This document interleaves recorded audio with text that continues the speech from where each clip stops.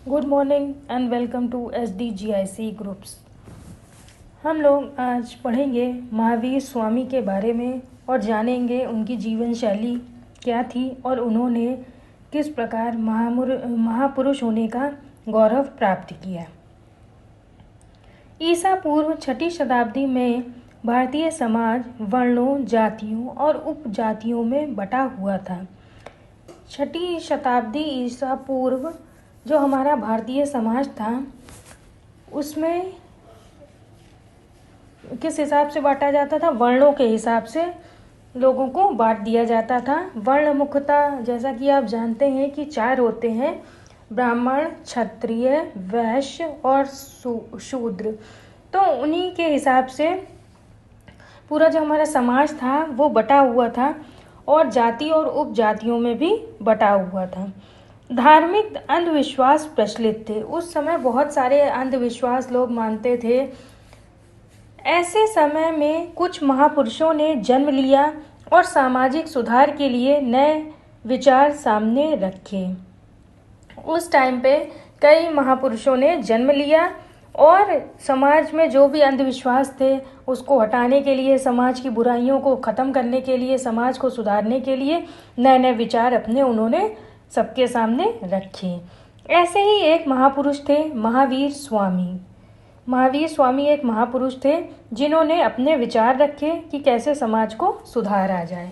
इन्होंने जैन मत के प्रचार प्रसार में बहुत महत्वपूर्ण योगदान किया। जैन एक धर्म है, तो उसी के मत का इन्होंने बहुत ज़्यादा प्रचार किया और उसमें अपनी महत्वपूर्ण भूमिका निभाई।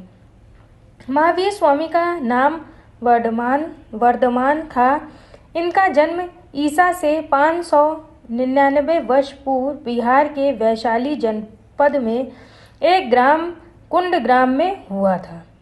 इनका बचपन का नाम था, महावीर स्वामी के बचपन का नाम था वर्धमान, और इनका जन्म जो है वो बिहार में एक वैशाली जनपद है, यानी कि डिस्ट्रिक्ट है, उसमें एक गांव है कुंड ग्राम, उसमें इनका जन्म हुआ था। वर्धमान बचपन में विचारशील थे, मतलब कि वो बचपन से ही उनके सोचने की और समझने की शक्ति बहुत ज़्यादा थी। वो बचपन से ही बहुत ज़्यादा विचारशील थे। उनका विवाह यशोदा नाम की राजकुमारी से हुआ। उनकी जो पत्नी थी, उनका जो वर्धमान थे, उनका जो विवाह हुआ था यशोदा नामक राजकुमारी से हुआ। वर्धमान का मन संसार में नहीं लगता था, मतलब उनका सांसारिक जो भी काम थे, धर्म काम थे, ये सब में, संसार के जो भी काम थे उनमें उनका मन बिल्कुल भी नहीं लगता था। यज्ञों के नाम पर होने वाली पशुओं की हत्या में वो बहुत ही दुखी रहते थे। मतलब जो लोग हत्या कर देते हैं, पशुओं की बलि दे देते हैं, तो उन सब कार्यों से महावीर स्वामी को बिल्कुल भी अच्छा नहीं लगता था और वो बहुत इन सब कामों से दुखी रहते थे। 30 वर्ष की आयु में उन्होंने संन्यास ले लिया। उनको ये सब संसार के काम अच्छे नहीं लगे, तो उन्होंने 30 वर्ष की आयु में संन्यास ले लिया जीवन से। 12 वर्ष तक कठोर तपस्या करने पर उनको ज्ञान प्राप्त हुआ, और संन्यास लेने के बाद 12 वर्ष उन्होंने लगातार बहुत ही ज़्यादा कठिन तपस्या की, तप किया, और उसके बाद तप करने के बाद ही उनको ज्ञान प्राप्त हुआ। इंद्रियों को वश में कर लेने के कारण उनका नाम महावीर हो गया। पहले तो उनका नाम वर्धमान था, लेकिन बाद में उन्होंने तपस्या की, उनको ज्ञान प्राप्त हुआ, तो उनको ये ज्ञान प्राप्त हो गया कि इंद्रियों को कैसे वश में कर लिया जाता है। जो इंद्रियों को वश में कर लेता है, इसी कारण उनका नाम महावीर पड़ गया। महावीर स्वामी से पूर्व जैन धर्म के 23 तीर्थकर या आचार्य हो चुके थे। मतलब कि महावीर स्वामी के पहले जो है जैन धर्म के 23 तीर्थकार, या जिसको हम आचार्य कहते हैं, वो हो चुके थे, जो कि जैन धर्म का प्रचार प्रसार करते थे। ये 24वें थे तीर्थकर। महावीर स्वामी ने जैन धर्म को 30 वर्षों तक प्रचार किया। महावीर स्वामी ने अगले 30 वर्षों तक जैन धर्म का बहुत ही ज़्यादा प्रचार और प्रसार किया। इन्होंने बताया कि मनुष्य के जीवन का सबसे महान लक्ष्य मोक्ष प्राप्त करना है।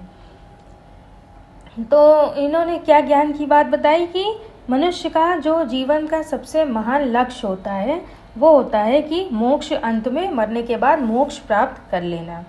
मनुष्य, पशु, पक्षी तथा सभी जड़ कहे जाने वाले पदार्थों में भी जीव होता है। और उन्होंने ये बताया कि जो भी जीव जंतु हैं उनके अंदर भी प्राण होते हैं। जिस तरह मनुष्यों के अंदर प्राण होते हैं, उसी तरह पशु पक्षी सभी के अंदर प्राण होते हैं। उन्होंने 3 बातों पर बहुत बल दिया: सम्यक विश्वास, सम्यक ज्ञान और सम्यक चरित्र। ये सब जैन धर्म के जो थे नियम थे, उन्होंने उन बातों को बहुत ज़्यादा बढ़ाया, उस पर बहुत ज़्यादा जोर दिया, बल दिया। और इसीलिए जो ये सम्यक विश्वास, सम्यक ज्ञान और सम्यक चरित्र, इनको त्रिरत्न भी कहा जाता है। कर्म से छुटकारा पाने के लिए जीव को तप करना चाहिए। मतलब कि ये जो कर्म है, इनसे छुटकारा कैसे पाया जा सकता है? सिर्फ तपस्या से ही पाया जा सकता है।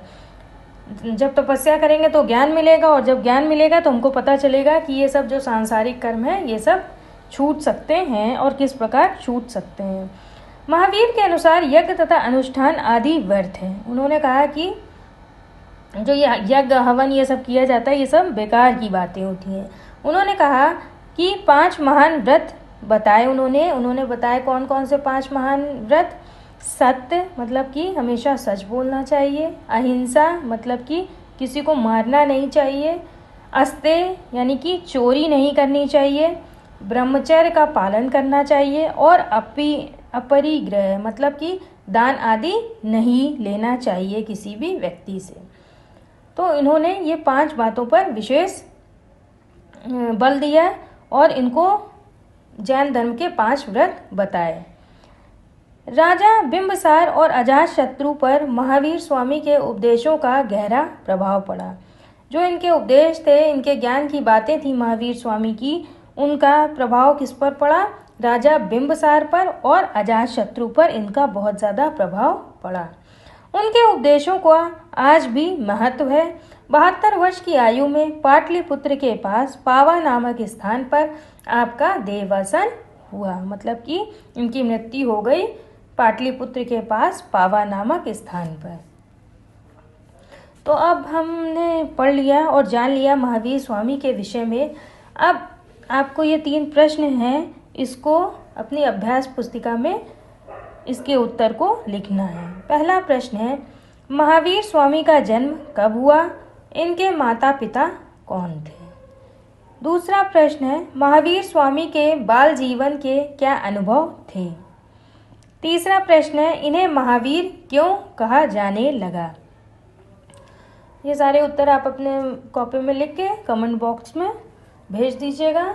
और इस वीडियो को लाइक ज़रूर करें और हमारे YouTube चैनल को सब्सक्राइब भी कर लें सभी लोग। धन्यवाद।